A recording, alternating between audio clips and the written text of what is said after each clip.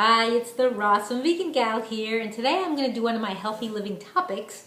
I haven't done one in a while, but I thought that this was kind of important, and as you see, I'm dressed a little bit warmer with warmer clothes because it is getting colder outside, so this is ideal time to actually do this with you, or I'm doing this with you. So I'm going to be talking about an herb that is actually really good for you. It's peppermint. There's two different kinds of mint. There's also spearmint. But there was some interesting information, some articles on it about the benefits of it. And it has quite a few benefits that you may not be aware of. And I want to give credit where credit is due. Like, oops, I just dropped my peppermint tea. So I'll just pick that up because that's going to be something I'm going to make some and have. So one article I found was in Delicious Living magazine from December 2018. So this is a current magazine. And I believe you can also see their articles online. The other one was from an interesting magazine called Women's Voice, and I believe they also have a website, but I'll put below the, and that's also from, let's see, it just says U.S. Volume 5, so I don't know how often it comes out.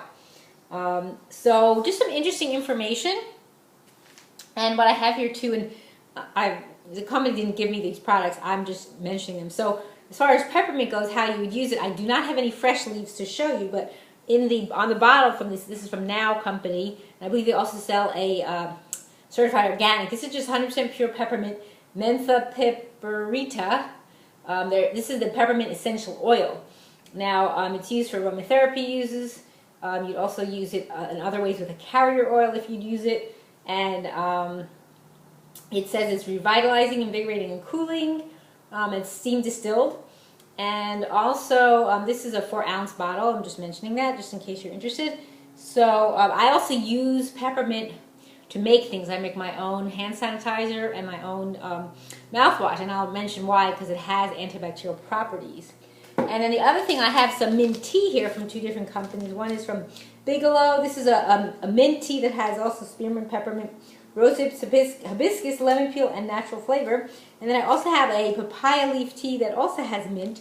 I unfortunately did not have any plain mint tea, but I think to stay on the side of just using the peppermint, which is what I want to focus on, I'm thinking I'm probably going to make the papaya leaf tea, because papaya leaf also has benefits. And this says steep for 5 to 8 minutes in boiling water. It's also organic, kosher, so I'm just going to open up this one from a company called Herbal Papaya, and I could mention that below.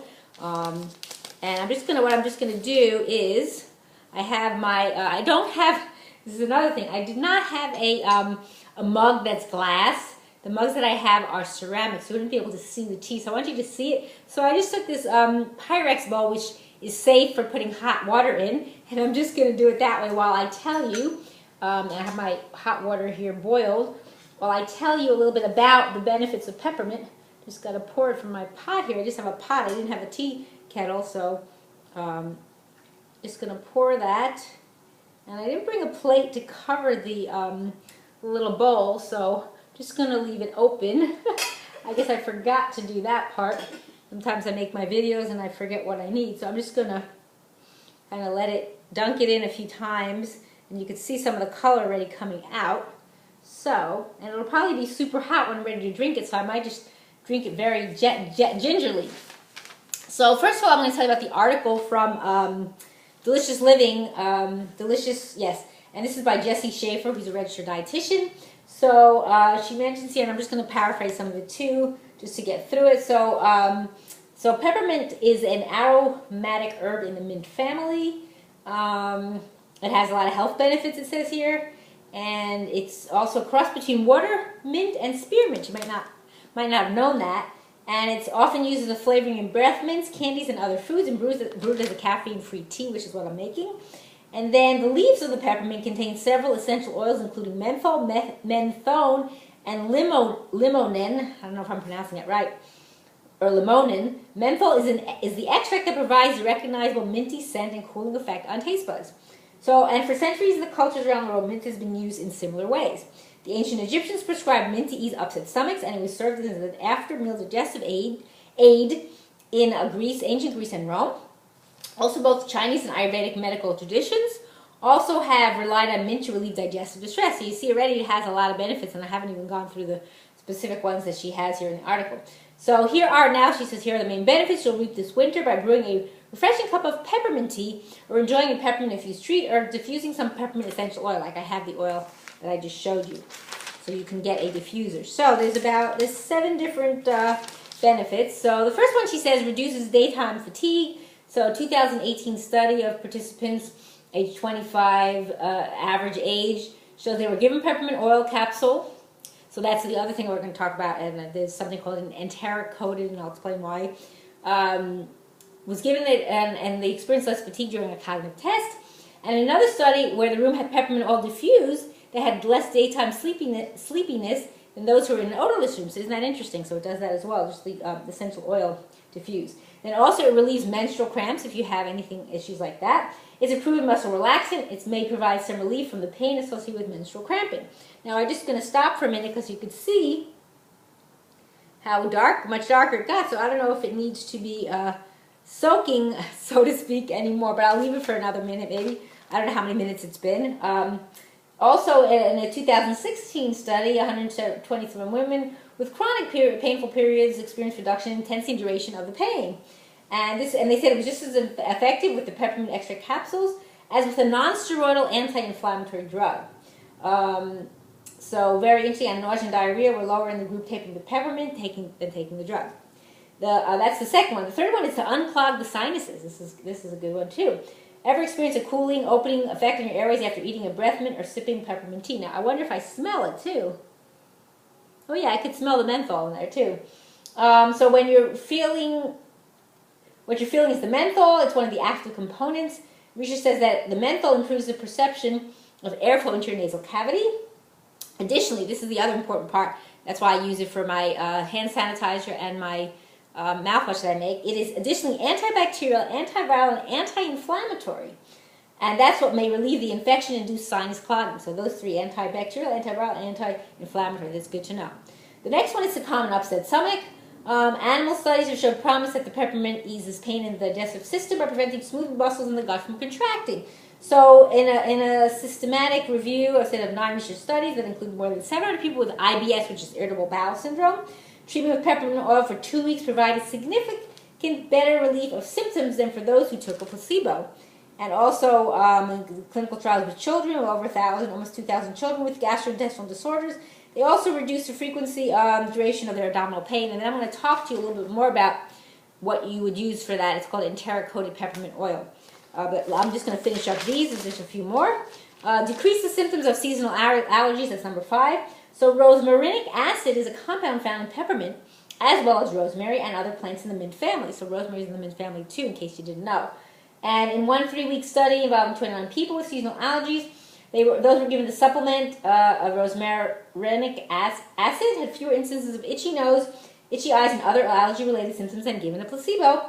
And also in an animal study, rats that suffered from allergic rhinitis, which is an irritation and inflammation of the mucous membrane inside the nose, experienced fewer allergic symptoms such as sneezing and itchy nose after being given peppermint extract. So those of you with seasonal allergies, here's a nice way to use it. That's more natural. Number 6, diminish tension, headaches, and migraines. And by the way, I'm just going to pull out my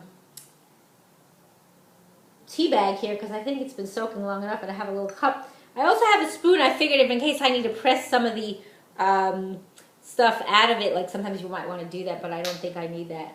And it's still quite hot, but I'm going to have some in just a minute. So the next one, for tension, diminished tension, headaches, and migraines. Research shown that peppermint oil induces a significant increase in blood flow of the forehead skin after local application, so just by putting it on the skin. Measured by laser Doppler and providing a cooling sensation, possibly easing acute headache pain. And in 2010, a study of 35 people with chronic migraines. That means they get them all the time.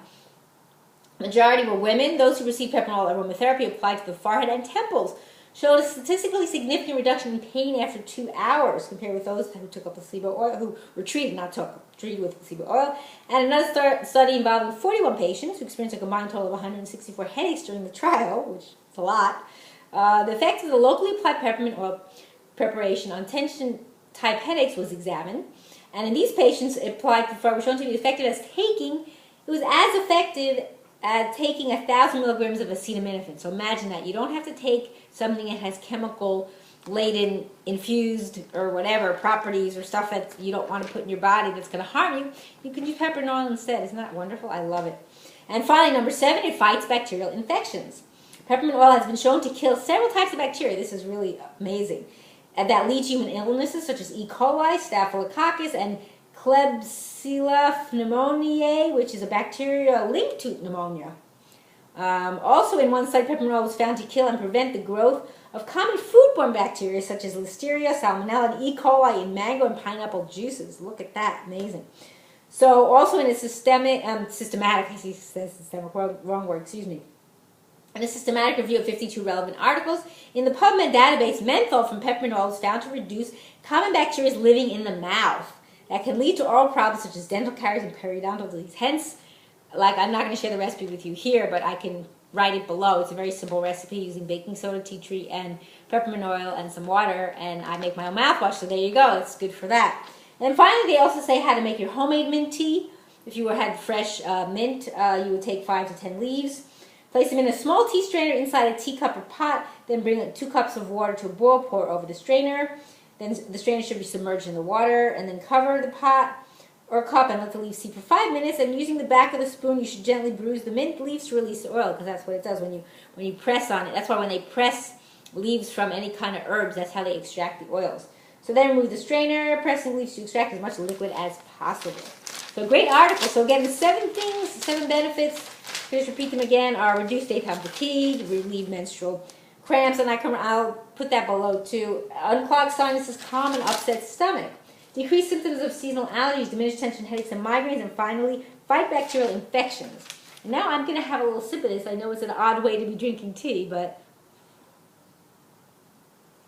it's actually just exactly the perfect temperature. Isn't that amazing? I thought it would be too hot. And it tastes very nice. Now, if you like your tea sweetened, I didn't bring any of my sweeteners that I would use, but I'll write below too. I recommend Stevia. People pronounce it Stevia. It's actually Stevia. That's another story. I use green Stevia powder, which is the fresh whole leaf powder. And I can write down information where you can get stuff like that. Or if you like to use coconut sugar, which would be sprinkled in, but that might clump, or coconut nectar. There's a company called Coconut Secret. There's also date syrup from I Love Date Lady. There's also, trying to think what other sweeteners I would use. There's also another one from You Are Love Foods, which is a combination of monk fruit. It's a powder, monk fruit, and stevia, and you could put that in there. But if you like it just like this, it's also nice. Or you put a little bit of, squeeze a little bit of lemon or lime in it. But it tastes really nice, and you can get the menthol actually in your mouth. Now, the other thing that was important, that was from the other magazine called Women's Voices. This was written by Dr. Morello, a naturopathic doctor, but it was related to another condition, fibromyalgia, but he specifically was mentioning about improving GI health, which is your gastrointestinal health. And he did mention about using enteric-coated peppermint oil, which is abbreviated ECPO, for help with problems with gas and bloating. So this is important to know. And he says this is the most underrated natural product in the market. It's an outstanding product relieving gas and bloating on the first dosage. It's that effective. And it's fast-acting and consistent. And that what he says is some important things. So what's the enteric-coated meaning? Is that it does not break down in an acid environment. Only in an alkaline environment of the small intestine. And that's the key. Because the idea behind it is it bypasses the stomach, which is acidic, and gets to the small intestine, which is alkaline, where the gas-created bloating is located. So you want to have a little sip? I think I'm going to make myself some more. It tastes really good. However, you should know that patients who take antacids, protein pump inhibitors because of gastroesophageal reflux disorder, or called GERD, or other concomitant conditions, the stomach will become more alkaline due to the acid reduction effects or medications. Because they're taking the medications, create more acidity. So the end result is that the ECPO will break down in the stomach and not in the small intestine, thus it renders it ineffective. So, in those scenarios, he recommends patients to take the ECPO with meals. This will help drive the product into the small intestine. So with food, it helps create more alkalinity. So the dosing, he says, and again, I'm not a medical doctor. He is a naturopath doctor, but again, you need to find out if this is what's going to work right for you. So he says take 1 capsule to ensure that it bypasses the stomach, And you'll know because you won't burp it up, so that's how you'll know. And with success, begin the therapeutic dose of 3 to 4 capsules all at once. Now, he doesn't say how often to do this, like 1 time a day, 2 times a day. I don't know that information. But again, you check on the bottle or check with your doctor. And now, if you burp up the peppermint, this usually indicates stomach alkalinity. Or maybe he meant acidity. I'm not sure, because you want to bypass the acidity. Maybe he meant acidity. So then you can take the product with food, since this may overcome the problem. And the product should work the first time you take it. So if you burp it up, that means it's acid. I think he meant right, acid. If you burp it up, then you want to take it with food. If you don't, then you're okay. Then you could increase the amount, and it should work. So that's really good information. And I'm going to take another sip of the tea here. And you might not have known this about peppermint, that it has so many good nutritional benefits. And maybe in the future, what I may do is some other healthy living topics on different herbs that have nutritional benefit. Like, you know, there's so many: basil, thyme, rosemary, lavender. There's so many that have. So it'd be good for people to have that information. I don't know if I've done any videos in the past, like focusing on different things like that, where I could do that. So I might actually do that, because I think it's good if people can get away more from the commercially prepared pills that the body they don't grow in nature, and they're more harmful to the body. So if we can get away from them, and like the studies have shown from that article, wow, amazing, how many different ways it can be beneficial, and that it doesn't harm you, and that they had better results, or just as effective as using the drug, the acetaminophen, etc., or the steroidal drugs, whatever they were using. So pretty amazing that something that grows in nature has all those nutritional properties that we can get benefit and use out of. And I hope you enjoyed this video, and I will include some of the links below for some of the things I mentioned, some of the products and teas and stuff like that. And I thank you for watching. It's the Rawesome Vegan Gal.